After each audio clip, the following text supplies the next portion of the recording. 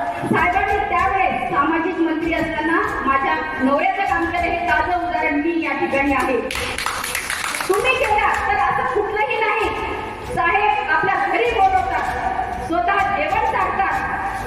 साहेबांची मिसेस अतिशय सुंदर व्यक्ती आहे. आम्ही प्रत्येक वेळेस साहेबांच्या घरी जातो आणि काम करून देतात. असा व्यक्ती आपल्यामध्ये आज आहे. साहेबांनी वेळाच्या वेळात या ठिकाणी आले. आज माझा मुलगा, आज तुमची मुलगी सामाजिक न्याय मंत्री असताना साहेबांनी आज त्यांना एज्युकेशन देण्यासाठी छत तयार केलेलं आहे. आज ज्या ठिकाणी तुम्ही जाता त्या ठिकाणी समाज कल्याणचे वसतिगृह केवळ आणि केवळ साहेबांमुळे झाले. अनेक सामाजिक मंत्री होऊन गेले, अनेक सामाजिक मंत्री होऊन गेले. सामाजिक मंत्र्यांनी नुसता पैसा खाल्ला, पण साहेबांनी आपल्या मुलांना सुशिक्षित बनवण्यासाठी, शिक्षण घेण्यासाठी, संघटित होण्यासाठी आज आपल्या ठिकाणी प्रत्येकाला छप्पर दिलेला आहे. मसूरची शाळा किती मोठी जात आहे. यवतमाळ जिल्ह्यामध्ये 16 वसतिगृह आहे, 7 निवासी शाळा आहे. प्रत्येक ठिकाणी मुलाला बसण्यासाठी, राहण्यासाठी व्यवस्था साहेबांमुळे झाली. म्हणून एकदा सर्वांनी आपल्या लोकांनी साहेबांचं जोरदार टाळ्यांनी स्वागत करावं. सिलसिला की धूप में सूर्य मंजिल चलती है, सिलसिला की धूप में सूर्य मंजिल चलती है, कारवा के साथ खबर हम भी शामिल चलती है. असा आपला हा नेता आहे. या नेत्यामुळे आज आम्ही अस्तित्वात आहोत. आम्हाला घटना वाचवायची आहे. आम्हाला घटनेचा प्रत्येक पेज वाचवायचा आहे.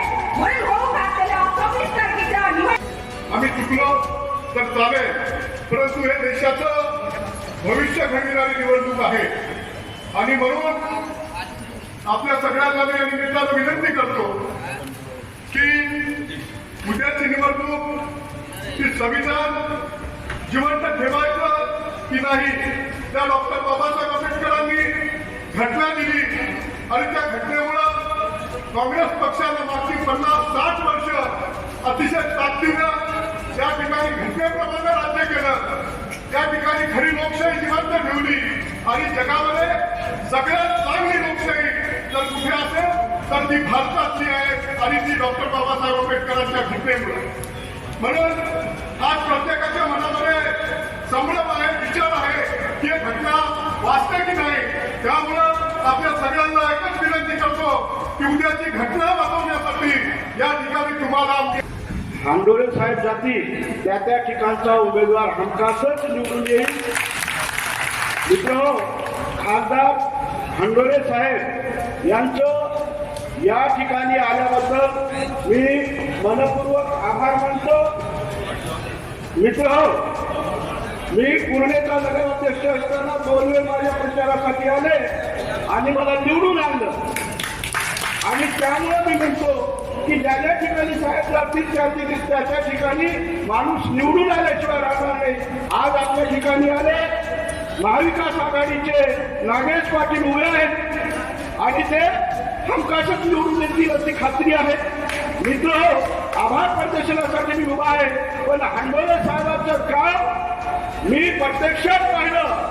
मी नगराध्यक्ष 5 वर्ष असताना विलासराव देशमुख मुख्यमंत्री होते आणि आमचे साहेब हांडोरे साहेब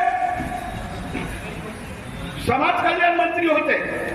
त्यांनी त्यांच्या भाषणात सांगितलं की अनुसूचित जातीसाठी, गरिबांसाठी, बौद्धासाठी आलेला पैसा हा इतरत्र कुठेही खर्च केला जाणार नाही, यासाठी अजितदादांशी देखील त्यांनी भांडण केलं आणि आपल्या समाजाचा पैसा आपल्या समाजाला मिळवून दिला. तसंच ज्या ज्या योजना त्यांच्या काळात झाल्या त्या त्या योजना त्यांनी व्यवस्थित आणल्या. आता ते खासदार झाले आणि खासदार झाल्यामुळे अशी त्यांना विनंती आहे की आपले जे पंतप्रधान आहेत मोदी साहेब, त्यांनी अनुसूचित जातीच्या योजना बंद केलेल्या आहेत. आता मात्र आपला जबरदस्त माणूस खासदार झालेला आहे आणि हमखास अनुसूचित जातीच्या, गरिबाच्या यांच्या त्यांच्या योजना हमखासच ते पुन्हा आणण्यात आणतील. मित्र, मला खात्री आहे, मी नगराध्यक्ष असताना दारिद्र्य वस्तीचे जे फंड होते माझ्या नगरपालिकेला 14 लाख रुपये, 14 कोटी रुपये दिले. इतर नगरपालिकेची यादी पाहिजे असताना 2 कोटी अशी होती. परंतु